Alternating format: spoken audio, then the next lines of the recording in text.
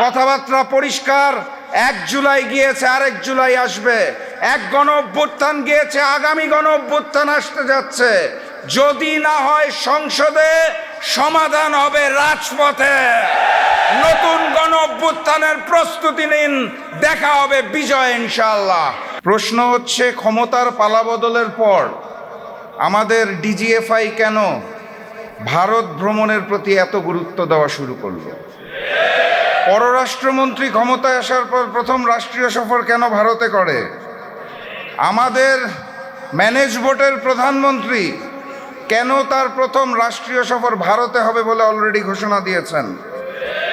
এত জায়গা থাকতে কেন ভারত থেকেই ট্রেনের কোচ আমদানি করার পরিকল্পনা করা হয়েছে?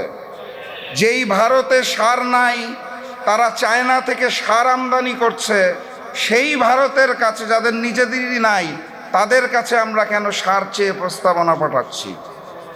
চায়না যখন আমাদেরকে জ্বালানি তেল দিতে চাইলো, সেই প্রশ্নটা আমরা কানে না তুলে, সেই প্রস্তাবটাকে কানে না তুলে কেন ভারতের থেকে জ্বালানি তেলের জন্য আবেদন দিচ্ছি?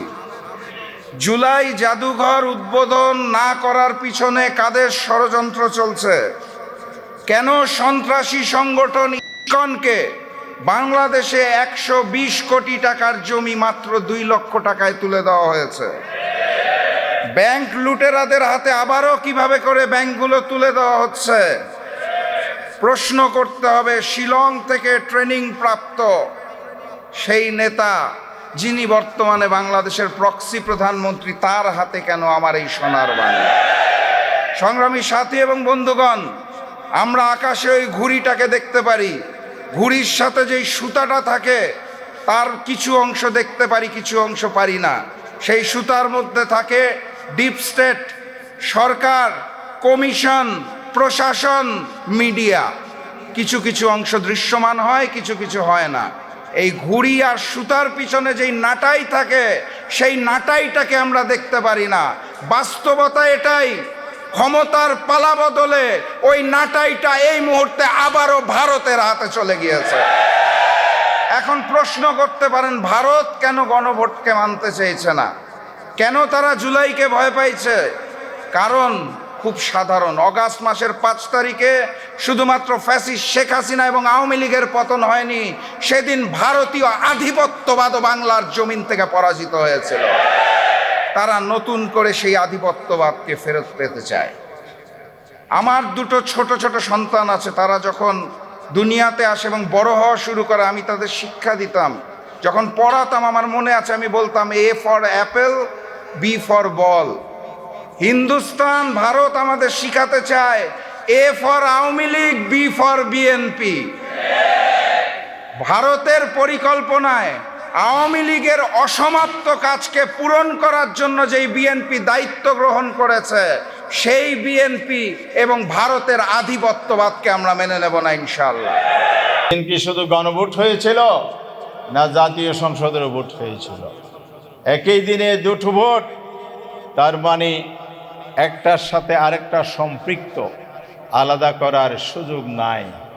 যমজ সন্তান একটি বৈধ, আরেকটি অবৈধ, এটা হলো বিএনপির অজুহাত।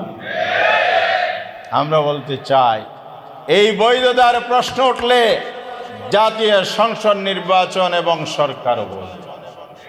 সেই জন্য আজকে এই আলোচনার মধ্য দিয়ে আমরা বিস্তারিত এগুলো জানব।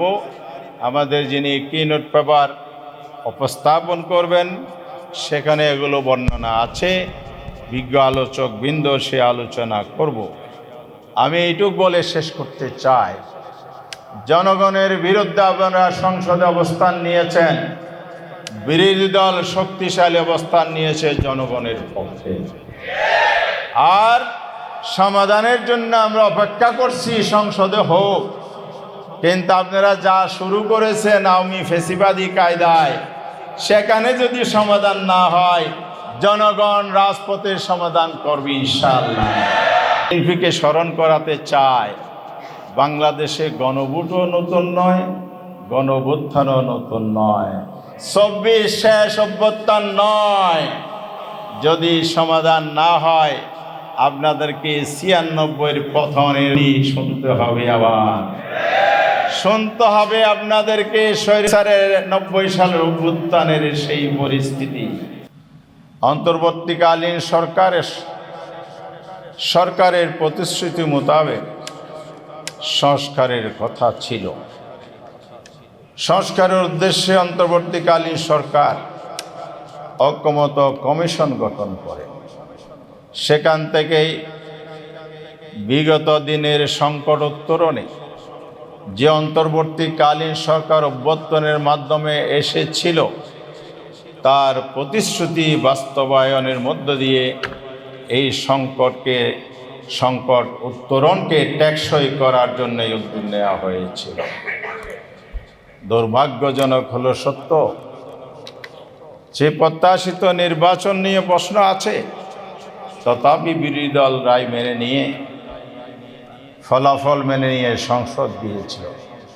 কারণ রাজনৈতিক দল হিসাবে 11 দলের অন্তর্ভুক্ত দলগুলোরও এই প্রতিশ্রুতি ছিল জুলাই সনদের স্বাক্ষরের মধ্য দিয়ে। সেখানে কি বিএনপি স্বাক্ষর করে নাই? সংসদে যারা উচ্চবাচ্য করছে তারা সবাই স্বাক্ষর করে নাই? কিন্তু কেন আবার সেই সংস্কারকে এড়িয়ে যাওয়া হচ্ছে? আমরা শঙ্কা করেছিলাম ঐকমত্য কমিশনে, এটাকে আইনি ভিত্তি দিতে হবে, নাইলে সংস্কার, জনপ্রত্যাশা, আগামীর বাংলাদেশ সব কিছু অর্থহীন হয়ে যাবে। সেই প্রেক্ষিতে ঐকমত্য কমিশনে দ্বিতীয় পর্বে 23টি সভা করে আলোচনা করেই একটি আদেশ জারি হয়েছে। আর এই আদেশকে শক্তিশালী করার জন্য গণভোটের আলোচনা হয়েছে। সেদিন বিএনপির যিনি প্রতিনিধিত্ব করছিলেন, তিনি বলেছিলেন গণভোট আগে হবে না, পরে হবে। উনি রেফারেন্স দিয়েছিলেন 91 সালে গণভোট হয়েছিল সংসদ গঠনের পর, এবারও তাই হবে। আমরা বিরোধিতা করেছি, জুলাই আদেশকে যদি শক্তিশালী করতে হয় আইনগতভাবে, গণভোটটা আগে হইতে হবে। শেষ পর্যন্ত মেজরিটি বেসিসে গণভোটের সিদ্ধান্ত হয়েছে। ওনারাও সেখানে মেনে নিয়েছেন, নোট অফ ডিসেন্ট দেন নাই। আদেশ জারি হয় 25 সালের 13 নভেম্বর, আর গণভোট হয় 26 সালের 12 ফেব্রুয়ারি। এই জন্য অস্থিরতা যেন দেশে তৈরি না হয়, অর্থনৈতিক সংকটে পড়ে জনগণ যাতে বিপদগ্রস্ত না হয়, দেশকে আমরা ভালোবাসি, সবাই মিলে দেশ গড়ব, এই প্রত্যয় নিয়ে সরকারকে আহ্বান জানাতে চাই, দ্রুত সময়ের মধ্যে সংবিধান পরিষদের শপথ নেন, অধিবেশন ডাকেন, পূর্ণ সংস্কার অক্ষর অক্ষরে বাস্তবায়ন করেন। আর না হলে এই জনগণের মুখোমুখি যে বিএনপি হয়েছে, ইতিহাসের করুণ পরিণতি আপনাদেরকে ভোগ করতে হবে। আর জনগণকে আহ্বান জানাতে চাই, আসুন সকলে মিলে ঐক্যবদ্ধ হই। যে জন্য আমার ভাই আবু সাইদ রক্ত দিয়েছে, মুগ্ধ জীবন দিয়েছে, যে জন্য 1400 মানুষ এই জুলাই অভ্যুত্থানে শাহাদত বরণ করেছে, পঙ্গু আহত হয়েছে, বিগত গণতান্ত্রিক আন্দোলনে রক্ত জড়িয়েছে, আমরা রক্ত দেখতে চাই না, আমরা আমাদের সন্তানদেরকে হারাতে চাই না। তবে প্রয়োজন হলে আমরা নিজেরাই রক্ত দেব, জীবন দেব। জুলাইয়ের স্পিরিট থেকে এক চুল পরিমাণ বিচ্যুত আমরা হব না। এই ঐক্যবদ্ধ জনতায় আগামী দিনে সেই আমাদের অঙ্গীকার, প্রতিশ্রুতি, আমাদের সেই প্রত্যাশা পূরণ করবে ইনশাআল্লাহ। আসুন আজকের এই সেমিনারের মাধ্যমে সেই জনসচেতনতা, জনমত গঠনে আমরা ভূমিকা পালন করি, সে আহ্বান জানিয়ে সবাইকে আবারও ধন্যবাদ জানিয়ে আমার স্বাগত বক্তব্য শেষ করছি। ওয়া আখিরু দাওয়ানা আলহামদুলিল্লাহি রাব্বিল আলামিন। আসসালামু আলাইকুম ওয়া রাহমাতুল্লাহ।